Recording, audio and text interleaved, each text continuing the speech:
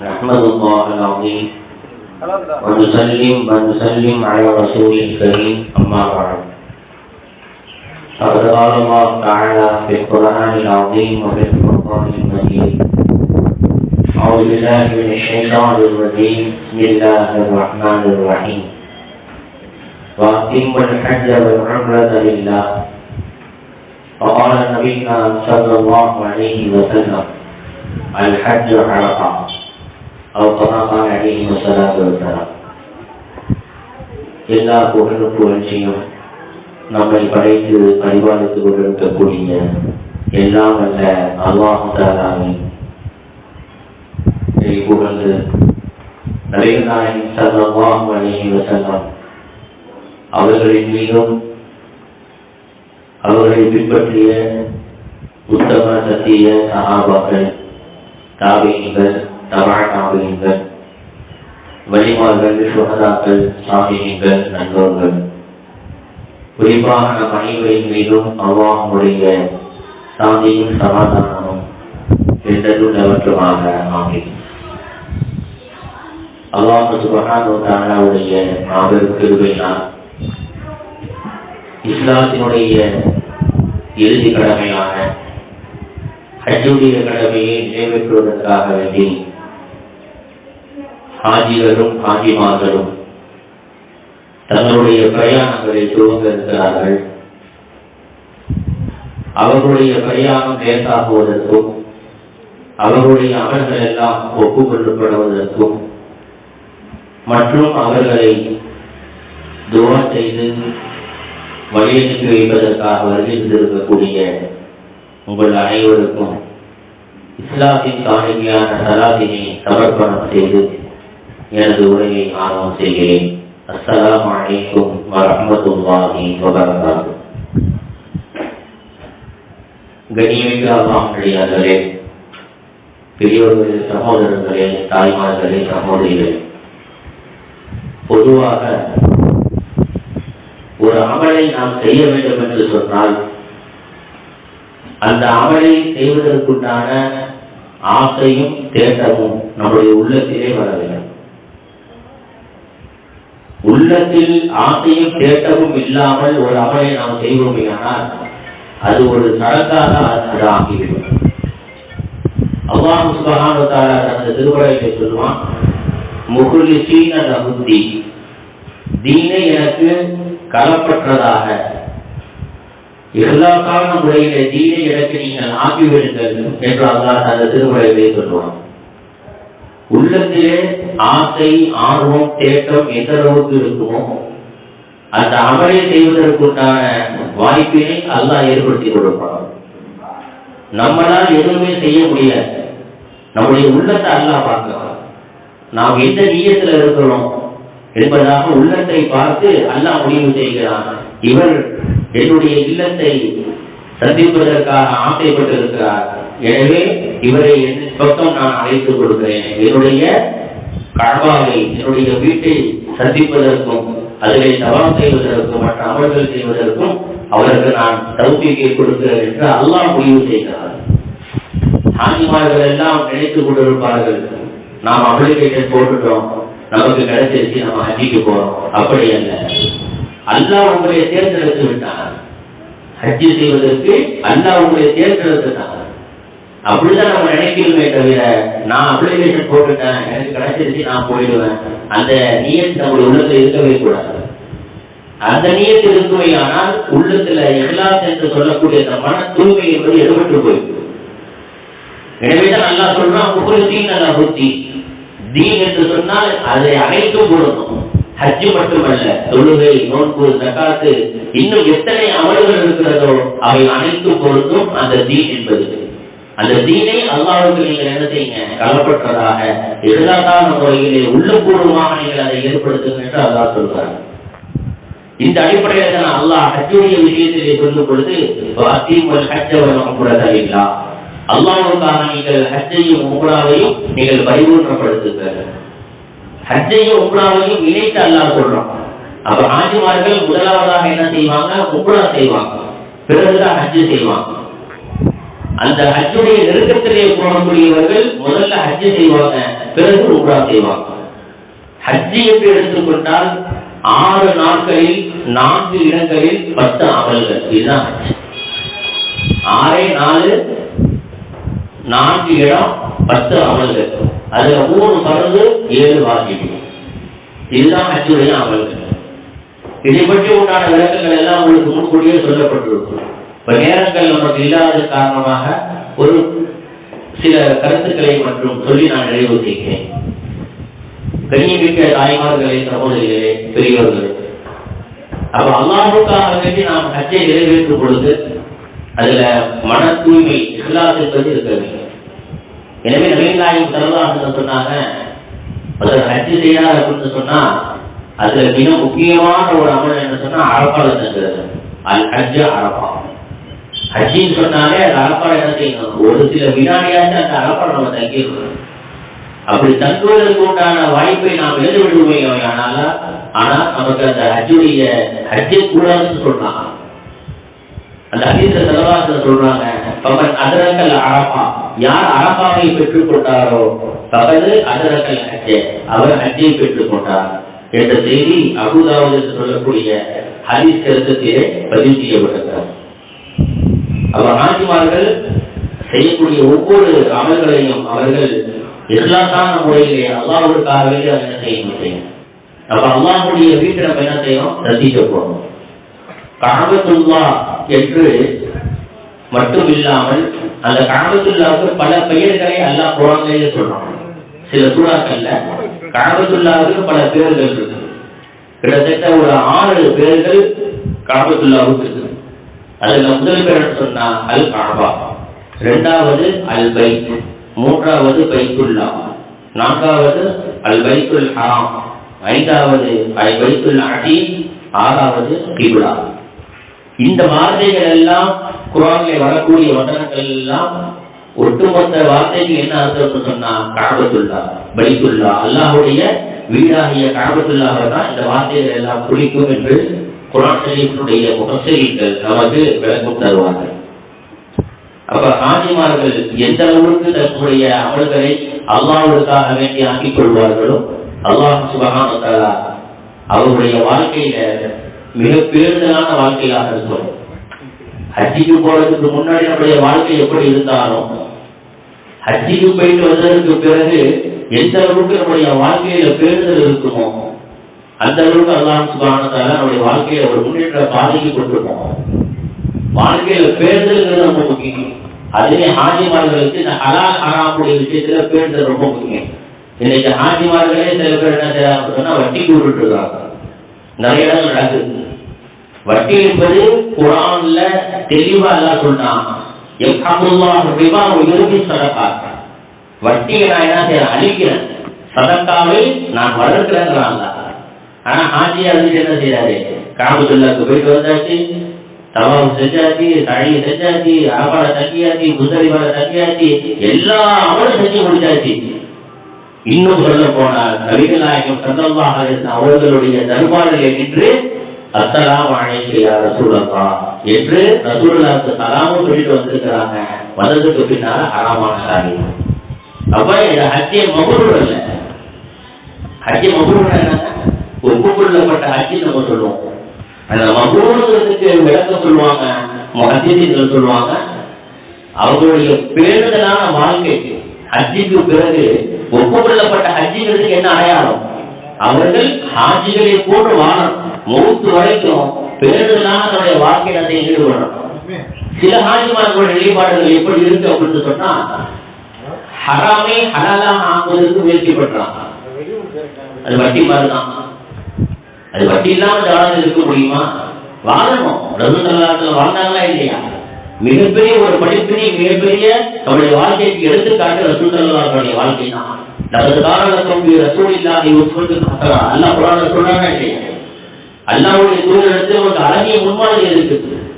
ரசூலுல்லாஹ்வுடைய முன்மாதிரிங்கிறது எல்லா துறையிலும் முன்மாதிரி இருக்கு. குடும்பியவையாக இருக்கட்டும், வியாபாரமாக இருக்கட்டும், தொழில்துறையாக இருக்கட்டும், குடும்பவியலாக இருக்கட்டும், எந்த விதத்திலே எடுத்துக்கொண்டாலும் நபி ஸல்லல்லாஹு அலைஹி வஸல்லம் என்ன இருக்கு, அழகிய முன்மாதிரி இருக்கு. அல்லாஹ் குர்ஆன்ல சொல்றான். அப்ப ஹாஜிமார்கள் தங்களுடைய வாழ்க்கையில பேருதலாக அவர் வேண்டுதலாக இருந்தால் சொன்னா 2 விதமான ஞானத்துகளை அல்லாஹ் அவனுக்கு கொடுக்கிறான். வேண்டுதலான வாழ்க்கையை ஆதிமார்கள் வாழ்ந்தால் அவர்களுக்கு 2 விதமான ஞானத்துகள் எல்லாம் கொடுக்கணும். ஒன்று, இறைவனுடைய நேரடி பொறுப்பில் அவர்கள் வந்து விடுவார்கள். 2வது, மன நிம்மதி அவனுக்கு எப்பொழுதுமே கிடைக்கும். அல்லாஹ் சொல்றான் இல்லையா, அல்லாஹ் திக்ரில்லாஹி தத்மையின்னுல் குலூப். அல்லாஹ்வை திக்ர் செய்வதன் மூலமாக உள்ளங்கள் நிம்மதி பெறுகிறான். இது அல்லாஹ்வை திக்ர் செய்வது. அல்லாஹ் திக்ர் செய்யறதுனா அல்லாஹ்வை நினைவு கூறுவது. எப்போதுமே அல்லாஹ்வை நினைவு கூர்ந்து ஒரு பேருதான வாழ்க்கையை அவர்கள் தன்னுடைய வாழ்க்கையை கொண்டு வருவார்களானால் அல்லாஹ் சுப்ஹானஹு வ தஆலா உள்ளங்களை நிம்மதி கொடுக்கிறான். எத்தனை பேருக்கு நிம்மதி இல்லாத வாழ்க்கை.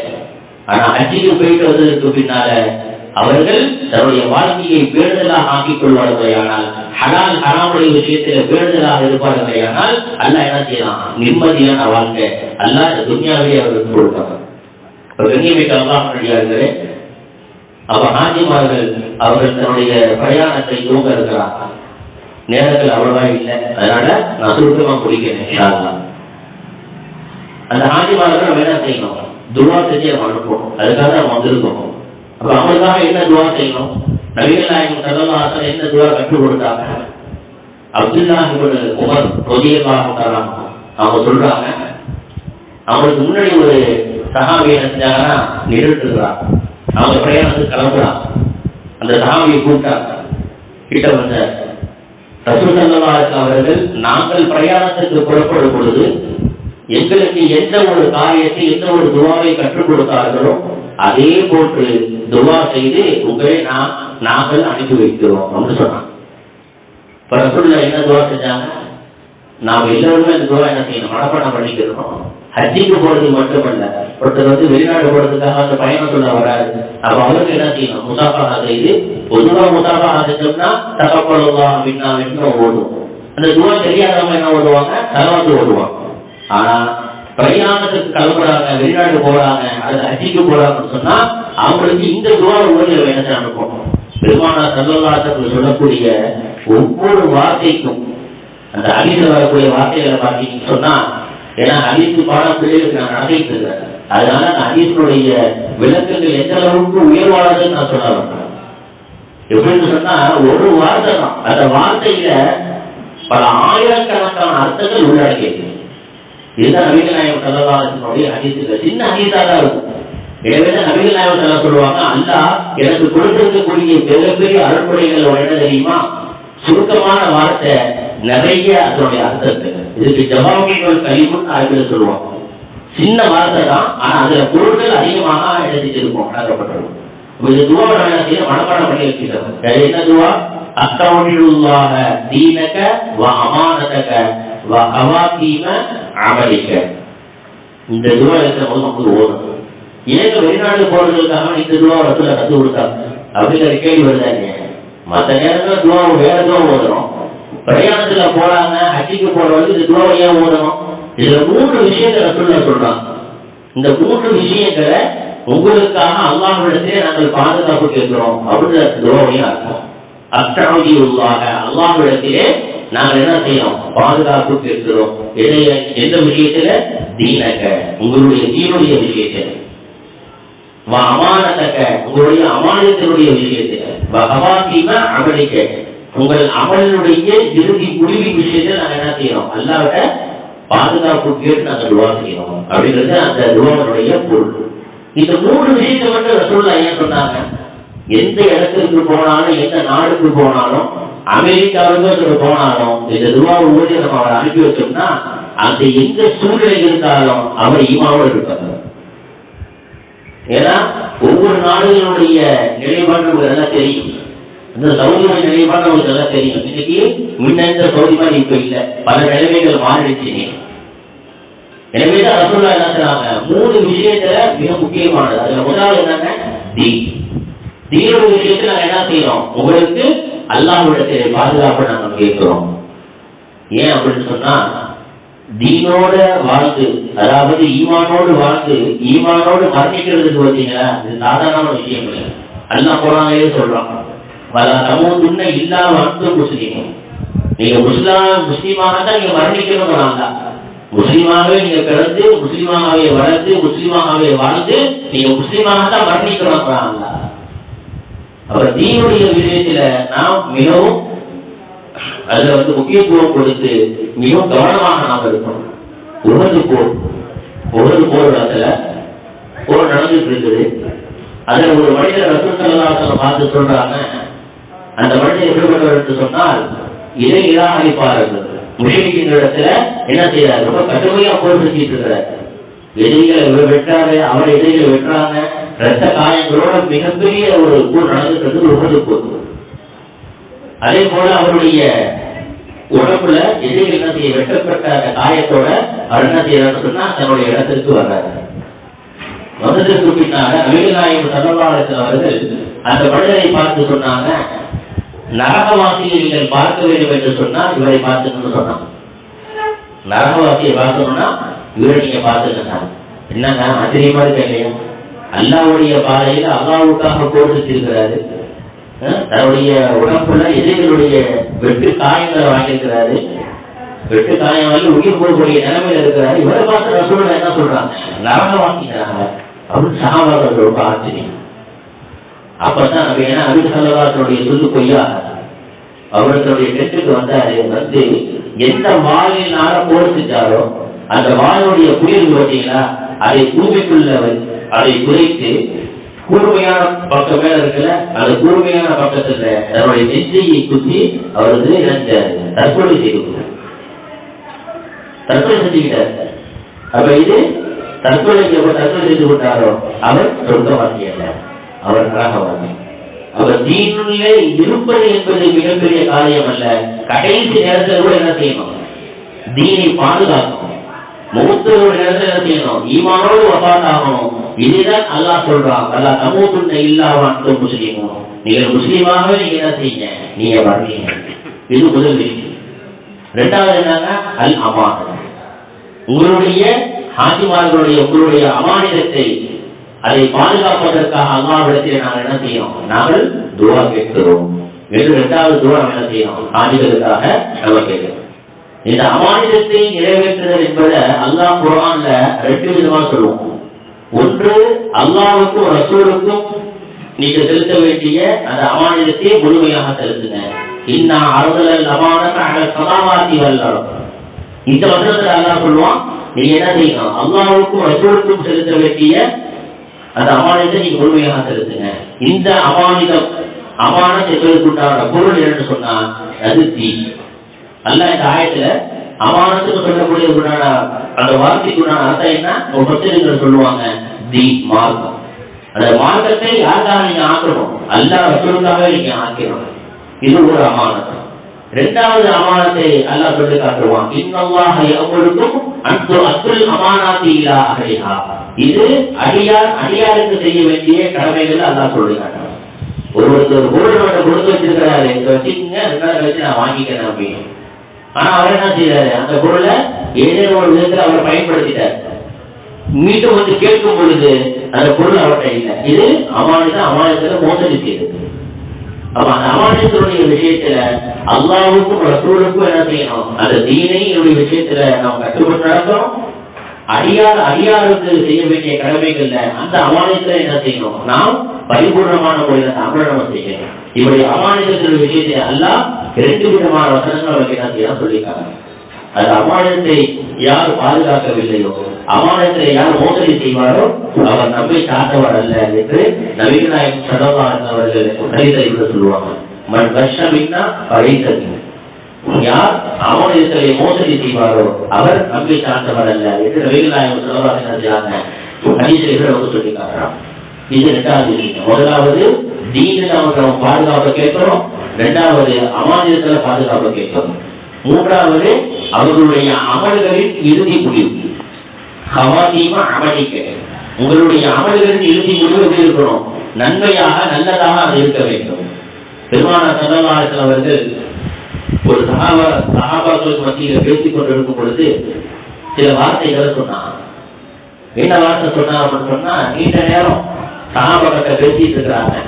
இறுதியாக சொன்னாங்க, ஒரு மனிதன் இந்த உலகத்திலே வாழும் பொழுது நல்ல அமல்கள் செய்வார், நல்ல அமல்கள் செஞ்சுட்டே வருவார். ஆனா கடைசி நேரத்துல அவர் என்ன செய்வாரு, ஏதேனும் ஒரு நரகத்திற்கு போகக்கூடிய ஒரு அமலை செய்வாரு, அல்ல அவரை நரகவாசி ஆக்கிடும். உலகத்துல வாழ்ந்துட்டே இருப்பாரு, நரகத்தினுடைய எல்லா விதமான காரியங்களும் செய்வார். எத்தனை பாவம் இருக்கோ அத்தனை பாவத்தையும் செய்வாரு. ஆனா கடைசி நேரத்துல சொர்க்கத்திற்கு போகக்கூடிய ஏதேனும் ஒரு அமலை செஞ்சிருவாரு, அல்ல அவரை கபல் செஞ்சிருவான், அவரை சொர்க்கத்துக்கு அனுப்பிடும். ரொம்ப நல்லா இருக்குங்க.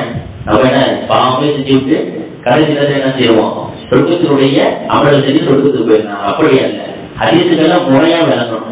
பெருமானார் ஸல்லல்லாஹு அலைஹி வஸல்லம் அவர்கள் நாம் செய்யக்கூடிய அமல்கள் இறுதி வரைக்கும் நல் அமல்களாக இருக்க வேண்டும் என்பதுதான் இந்த ஹதீஸுடைய கருத்து.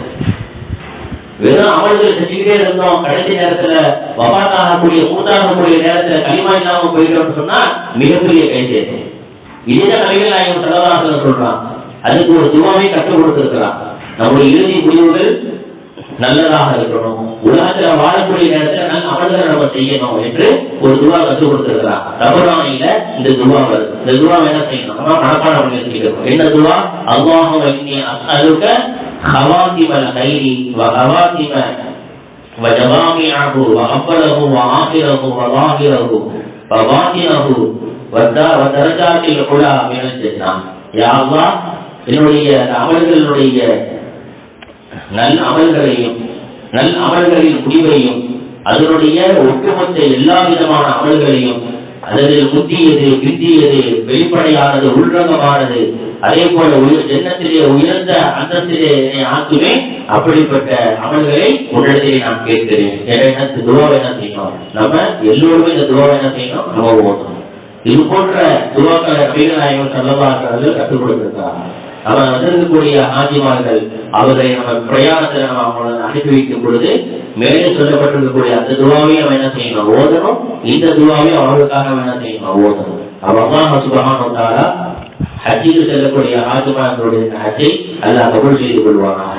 ஒவ்வொரு இடத்திலும் நபிகள் நாயகம் ஸல்லல்லாஹு அலைஹி வஸல்லம் அவர்கள் ஒவ்வொரு இடத்திலும் இந்த உம்மத்துக்காக துவா செஞ்சிருக்கிறாங்க. அதுல ஒரே ஒரு இடம் மட்டும் நான் சொல்றேன். மினாவுல நபிகள் நாயகம் ஸல்லல்லாஹு அலைஹி வஸல்லம் தங்கி இருக்கிறாங்க. ஆதிவாங்க என்ன செய்வாங்க, முதல்ல மீனா தான் என்ன செய்வாங்க, தங்குவாங்க. மீனா டைம்ல தங்கி இருக்கிறாங்க, சஜிதா தொழுதாங்க, சஜிதாவுக்கு போனாங்க, எந்திரிக்கவே இல்லை.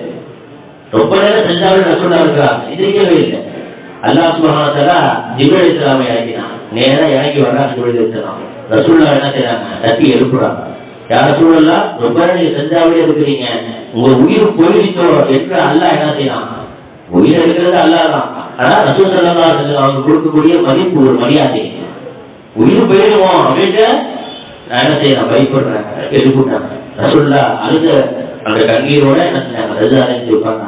ஏன் அழுவுறீங்க, என்ன காரணம் அப்படின்னு கேட்கும் பொழுது அவர் நபி ஸல்லல்லாஹு அலைஹி வஸல்லம் கேட்டாங்க, இந்த உம்மத்திற்காக வேண்டி என்னுடைய பாவங்கள் மன்னிக்கப்பட்டுச்சு, என்னுடைய உம்மத்தினுடைய சமுதாயத்தினுடைய பாவங்கள் மன்னிக்கப்படுமா? உடனே அல்லாஹ் சொல்றாங்க, ஜிப்ரீல் அலைஹிஸ்ஸலாம் அல்லாஹ் சொல்றாங்க, சொன்னா உங்களுடைய பாவத்தை நாம் மன்னிச்சிட்டோம், உங்க சமுதாய உம்மத்துடைய பாவத்தை நான் மன்னிச்சிட்டேன் அப்படின்னு சொல்லுவோம். அப்ப அந்த வினாவிலே தங்கக்கூடிய ஒவ்வொரு ஆதிமார்களும் தனக்காகவும் தன்னுடைய குடும்பத்திற்காகவும் இந்த உம்மத்துக்காகவும் துவா செய்யும், இந்த சமுதாயத்திற்காகவும் துவா செய்யும்.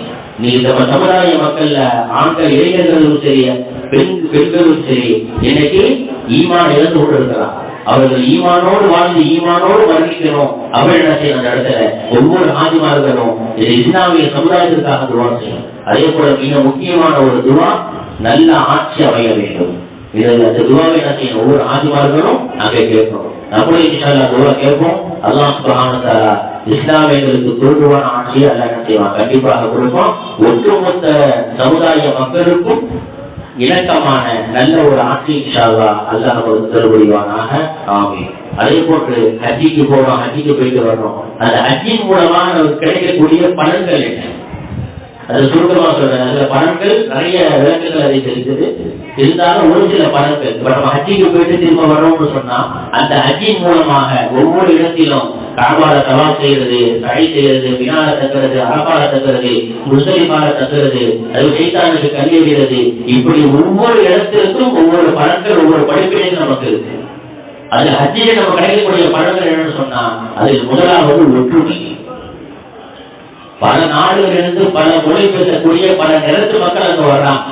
பல லட்சம் மக்கள் என்ன செய்யறாங்க, தவாப் செய்யறாங்க, கழி செய்யறாங்க, எல்லா அமலும் செய்யறாங்க. அப்படி அமல் செய்யும் பொழுது இந்தியாக்காரரும் போவாரு, ஆப்கானிஸ்தான்காரரும் போவாரு, ஆஸ்திரேலியாக்காரரும் போவாரு. ஒட்டுமொத்தமா என்ன செய்யறாங்க, ஒட்டுமொத்த மக்களும் சங்கமிக்கக்கூடிய ஒரு இடம், மிகப்பெரிய மகத்துவமிக்க ஒரு இடம் அந்த காபத்துல். அங்க ஒற்றுமையை அல்லாஹ் சுப்ஹானஹு என்ன செய்யலாம், அங்க ஏற்படுத்தலாம். எந்த வித்தியாசமும் கிடையாது. எப்படிப்பட்ட ஒரு ஏழை வந்தாலும் மிகப்பெரிய ஒரு கோடீஸ்வரரோட என்ன செய்யணும், ஏகாரம் வெள்ள சொல்லி தான் கட்டணும். அவர் கடன் சொல்லி ஒரு உயர்தரமான சொல்லி கட்ட முடியுமா? முடியாது. எனவேதான் அல்லாஹ் ஏகாரம் துணிய ஒரே கலர்ல தான் இருக்கணும். அது ஆண்களுக்கு அந்த 2 ஆடைகள் தான். பெண்கள் தன்னுடைய உடலை முழுவதாக மறைத்துக் கொள்ளணும். நார்மல் ட்ரெஸ் அவங்க போட்டுக்குவாங்க, முகத்தை மட்டும் மறைக்கக்கூடாது. இதுதான் அவளுக்கு உண்டான ஏகாரம். இப்ப முதலாவது நமக்கு ஹஜ்ஜில் கிடைக்கக்கூடிய பலன் என்ன? ஒற்றுமை என்பது. இரண்டாவது, மூமின்களுக்கு இடையிலே அல்லாஹ் என்ன செய்யலாம், இரக்கத்தையும் பாசத்தையும் அல்லாஹ் ஏற்படுத்தலாம். இவர் யாருன்னு அவருக்கு தெரியாது, அவர் யாரும் இவருக்கு தெரியாது. ஒரே ரூம்ல தங்கி இருப்பாங்க, அல்லது பக்கத்து ரூம்ல தங்கி இருப்பாங்க. இப்ப ஹஜ்ஜிக்கு வரக்கூடிய அந்த நேரத்துல அவர் பேசும்போது என்ன செய்யணும், ஒருவருக்கு மத்தியில அல்லாஹ் என்ன செய்யலாம், இரக்கத்தையும் பாசத்தையும் அல்லாஹ் போடணும். இவர் யாருன்னு அவர் தெரியாது, அவர் எங்க பிறந்தாரு, அவங்க எங்க வாழ்ந்தாரு, யாருக்குமே தெரியாது.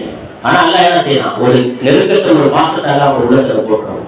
மூன்றாவது, எந்த ஒரு பிரிவினையும் பிளவும் இல்லாமல் அல்லாஹ் என்ன செய்யலாம், அனைவரும் ஒரு தாய் மக்கள். யா அய்யுஹன் நாஸு இன்னா ஹலக்னாக்கும் மின் தகரின் வ உன்ஸா. மக்களே, இங்க அல்லாஹ் யா அய்யுஹல்லதீன ஆமனூன்னு சொல்லல, யா அய்யுஹன் நாஸ், ஒட்டுமொத்த மக்கள் அல்லாஹ் சொல்றான். அவர் எந்த மதத்தை சார்ந்தவராக இருந்தாலும் சரி, யா அய்யுஹன் நாஸ், மக்களே, இன்னா ஹலக்னாக்கும் மின் தகரின் வ உன்ஸா, ஒரே ஆண் பெண்ணிலிருந்து உங்களை நாம் படைத்திருக்கிறோம். அப்படின்னா நம்ம யாரு, அனைத்து முஸ்லிம், அனைத்து மக்களும், முஸ்லிம் மட்டுமல்ல, நாம் அனைத்து மக்களும் ஆதம் ஹவ்வா அலைஹிஸ்ஸலாத்து வஸ்ஸலாம் அவர்களிலிருந்து உருவாக்கப்பட்டவர்கள் என்று அல்லாஹ் என்ன செய்யலாம். இங்கே மூமின்களுக்கு மத்தியில எந்த பிரிவினையும் பிளவும் கிடையாது, எந்த விதமான விரிசலும் கிடையாது. அனைவரும் ஒற்றுமையானவர்கள், ஒரே சந்ததியிலிருந்து வந்தவர்கள் என்பதாக அல்லாஹ் சொல்லி காட்டுகிறார். நான்காவது, முஸ்லிம்களுக்கு மத்தியிலே உதவி செய்யக்கூடிய அந்த மனப்பான்மையை அல்லாஹ் ஏற்படுத்தி இருக்கிறார். உதவி அப்படிங்கிறது, உதவி செய்யறது 2 விஷயத்துல உதவி செய்யணும், 2 விஷயத்துல உதவி செய்யக்கூடாது. இது குர்ஆன்ல சூரத்துல் மாயிதாவினுடைய 2வது வசனத்துல அல்லாஹ் சொல்லி காட்டுறான். வதஆவனு அலல் பிர்ரி வத்தக்வா வலா தஆவனு அலல் இஸ்மி வல் உத்வான். உதவி செய்தல் அப்படிங்கிறது 2 விஷயத்துல தான் உதவி செய்யணும். எல்லா விதமான காரியங்கள்லையும் 2 விஷயத்துல செய்யணும். எந்த அமைப்பிலையாவது, எந்த ரூபத்திலேயாவது உதவி செய்யணும். அது 2 விஷயத்துல முதலாவதுன்னா அலல் பிர்ரி, நன்மையான காரியங்கள். நன்மையான காரியங்கள், சரீரத்திற்கு உட்பட்ட காரியங்கள் எதுவெல்லாம் இருக்கிறதோ அவை அனைத்திற்கும் நம்ம என்ன செய்யணும், மற்றவர்களுக்கு உதவியாக, ஒத்தாசையாக நாம் இருக்க வேண்டும். 2வது தக்வா. இந்த தக்வாங்கிறது மிக முக்கியம். அதுவும் ஆதிமார்கள் அவங்களுக்கு தக்வாங்க என்ன செய்யணும், மிக முக்கியம். ஏன்னா அல்லாஹ் ஹஜ்ஜுடைய விஷயத்தை சொல்லிக்கிட்டே வரும் பொழுது தக்வாவை அல்லாஹ் சொல்றான். தக்வா, நீங்கள் உணவு பண்டங்களை, உணவு என்ன செய்றீங்க, தயார் செய்து நீங்க கொண்டு போறீங்க. அந்த உணவு பலகாரத்துல, உணவு தானியங்கள்ல சிறந்தது தெரியுமா? தக்குவா. தக்குவா என்று சொல்லக்கூடிய உணவு தான் மிக சிறந்தது என்று அல்லாஹ் என்ன செய்யலாம், தெளிவாக குர்ஆன்ல சொல்லியிருக்கார்.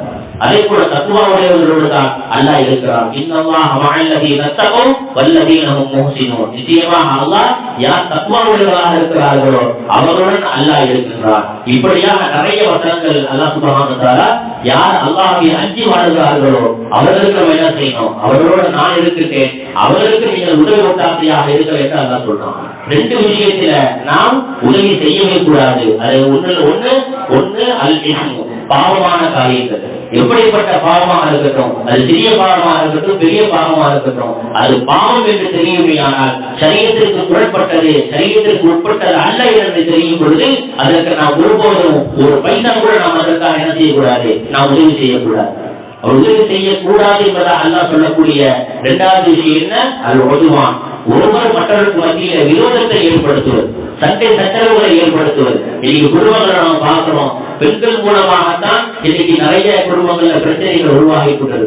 அல்லாஹ் தெளிவாக சொல்றான், 2 விஷயத்துல உதவி செய்யுங்க, 2 விஷயத்துல உதவி செய்யாதீங்க. இது ஹஜ்ஜிக்கு போகக்கூடிய ஆதிமார்கள் இந்த விஷயத்தை நன்றாக ஞாபகத்திலே வைக்க வேண்டும். 2 விஷயத்தை நீங்க செய்யணும், 2 விஷயத்தை நீங்க என்ன செய்யக்கூடாது, நம்முடைய வாழ்க்கையில செய்யவே கூடாது என்பதாக அல்லாஹ் இந்த 4 விதமான பலன்களை ஒவ்வொரு ஹாஜிமார்களுக்கும் அல்லாஹ் கொடுத்திருக்கிறான். இதனுடைய பலனை முழுமையாக அல்லாஹ் தருவதற்காக நமக்கு தௌஃபீக் செய்வானாக. எந்தெந்த ஹாஜிமார்கள் எல்லாம் ஹஜ்ஜிக்கு போவதற்கு தயாராக இருக்கிறார்களோ அவருடைய பிரயாணத்தை அல்லாஹ் லேசாக்கி, அவருடைய ஹஜ்ஜை அல்லாஹ் லேசாக்கி, எல்லா காரியத்தையும் அல்லாஹ் சுப்ஹானஹு வ தஆலா லேசாக ஆக்கி அவர்களுடைய ஹஜ்ஜை அல்லாஹ் கபூல் செய்து கொள்வானாக. அவருடைய ஹஜ்ஜை மக்ரூர் என்று சொல்லக்கூடிய ஒப்புக்கொள்ளப்பட்ட ஹஜ்ஜாக அல்லாஹ் புரிவானாக. யாரெல்லாம் அவர்களை வழிநடத்துவதற்காக வந்திருக்கிறார்களோ அவர்களுக்கும் அல்லாஹ் சுப்ஹானஹு வ தஆலா ஹஜ் செய்யக்கூடிய பாக்கியத்தை தந்தல் புரிவானாக.